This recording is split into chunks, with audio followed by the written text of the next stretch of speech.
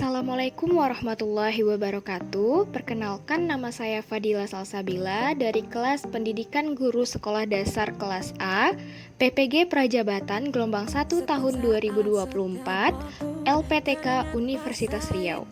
Baik, di sini saya akan menjelaskan mengenai ujian akhir semester 1 saya, yaitu kampanye praktik baik pada mata kuliah Perspektif Sosio-Kultural dalam Pendidikan di Indonesia dengan dosen pengampu Dr. Hambali MSI. Kampanye praktik baik ini yaitu penerapan scaffolding pada Zone of Proximal atau ZPD dalam pembelajaran materi IPAS pada peserta didik kelas 5C di SD Negeri 35 Kota Pekanbaru. Intervensi terkait penerapan scaffolding pada Zone of Proximal Development atau ZPD. Scaffolding merupakan suatu teknik pembelajaran di mana peserta didik diberikan sejumlah bantuan dalam proses pembelajaran.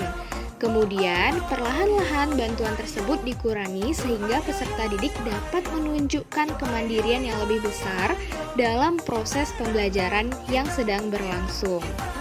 Scaffolding merupakan suatu metode mengajar dengan cara menyesuaikan tingkat dukungan guru agar sesuai dengan potensi kognitif peserta didik. Peserta didik yang mengalami kesulitan dalam menguasai materi pada suatu mata pelajaran akan mendapatkan bimbingan lebih dari guru.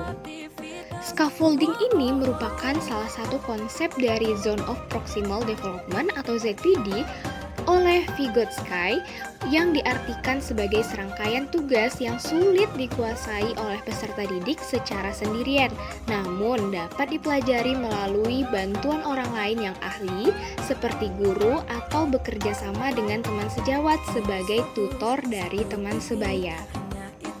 Nah, selanjutnya scaffolding ini diberikan saat peserta didik melakukan diskusi dalam menyelesaikan LKPD.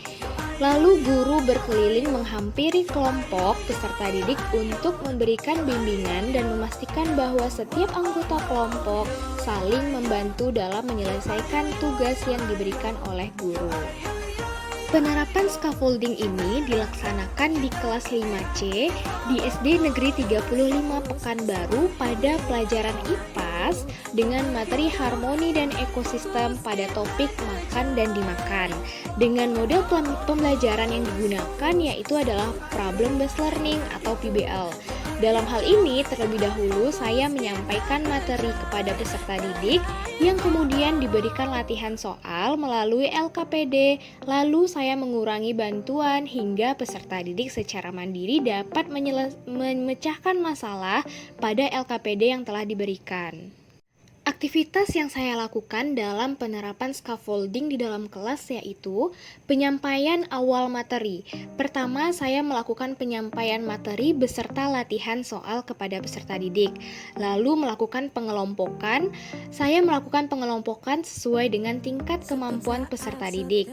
Lalu peserta didik saya beri tugas dengan taraf kemampuan belajar peserta didik. Selanjutnya, melakukan bimbingan aktivitas belajar kelompok peserta didik dengan menggunakan metode scaffolding. Peserta didik yang belum mencapai Zone of Proximal Development akan mendapatkan bimbingan lebih dari guru maupun dari teman sejawatnya. Yang terakhir, aktivitas yang saya lakukan itu adalah melakukan evaluasi bersama peserta didik terhadap pembelajaran yang telah dilakukan di sekolah. Hasil yang dicapai dari penerapan scaffolding dalam pembelajaran yaitu hasil yang pertama, peserta didik dapat terlibat aktif dalam proses pembelajaran berlangsung. Hasil yang kedua, menciptakan lingkungan belajar yang suportif dan menerima kelebihan serta kekurangan peserta didik. Hasil yang ketiga, peserta didik mengalami kemajuan dalam menyelesaikan soal cerita pada pembelajaran IPAS yang diberikan oleh guru. Dan hasil yang keempat yaitu peserta didik berani dalam menyampaikan hasil diskusi dan peserta didik yang lain saling memberikan tanggapan sehingga pembelajaran menjadi berpusat pada peserta didik. Pembelajaran dan replikasi, scaffolding ini dapat mengurangi kesulitan belajar peserta didik dalam memahami pembelajaran, khususnya pada pelajaran IPAS, materi harmoni dan ekosistem pada topik makan dan dimakan. Melalui penerapan scaffolding, peserta didik dapat mengembangkan kemampuan hingga tujuan pembelajaran yang dapat tercapai.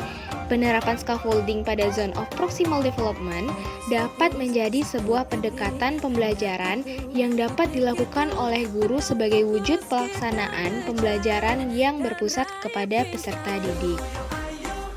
Baik teman-teman, sekian penjelasan dari saya. Mohon dimaafkan apabila ada kesalahan dalam penjelasan ini.